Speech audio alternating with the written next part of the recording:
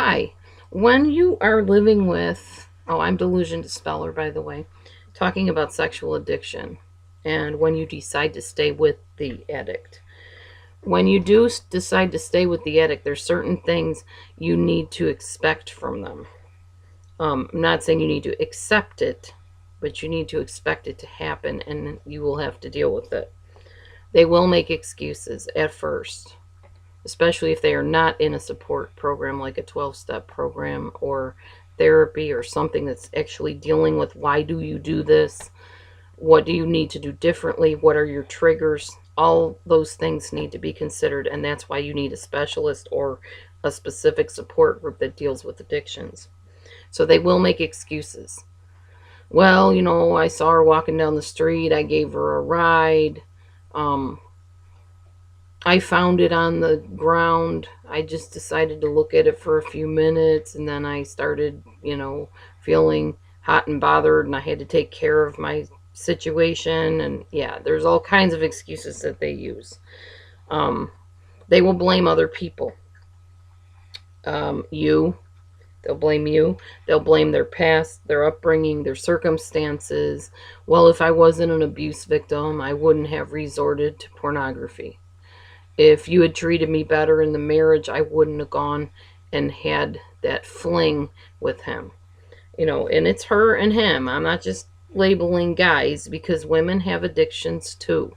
I even had an addiction a while back, years ago, to the internet. I was a cyber junkie, I guess you could say, for about 3.5 years. And it took a toll on my children and my family, and I had to get out of it, just like any addiction.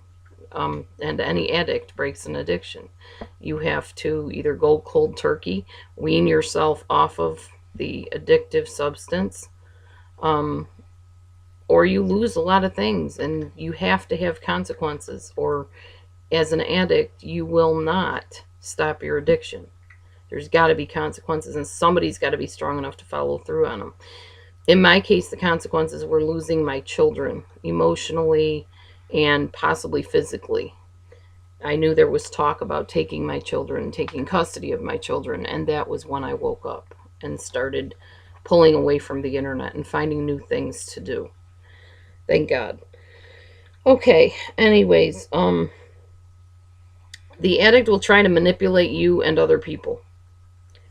I don't know exactly how they go about this, but I know they do, and they're very good at it. And you have to be a very strong person with a very firm resolve that these types of behaviors are not tolerable or okay in any way, shape, or form. It doesn't mean you leave them, but there should be consequences of some sort. And only you can decide what those are. Um, the addict will often complain that the rules are unfair.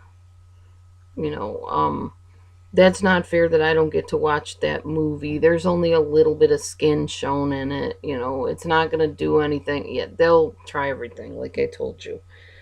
Um, that's one thing they'll say. And you're mean. You won't let me go, even to the store for a minute just because he's there. You don't trust me, whatever. You know better what they're capable of by now. So, no, you don't trust them. You go with them to the store. You don't send them on their own.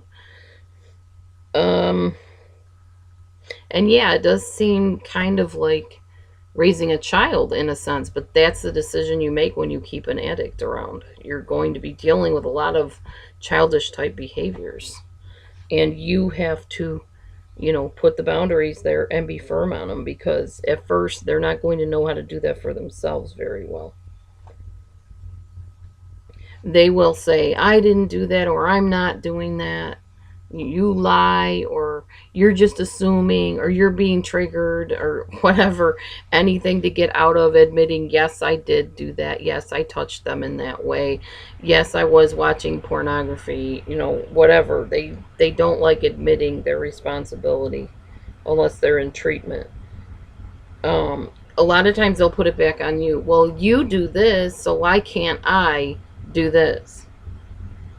They'll sneak around sometimes, have secrets and sneaking and meet somebody behind your back or buy a certain video behind your back, maybe go watch it at their friend's house. So you got to be really firm and ready to be firm.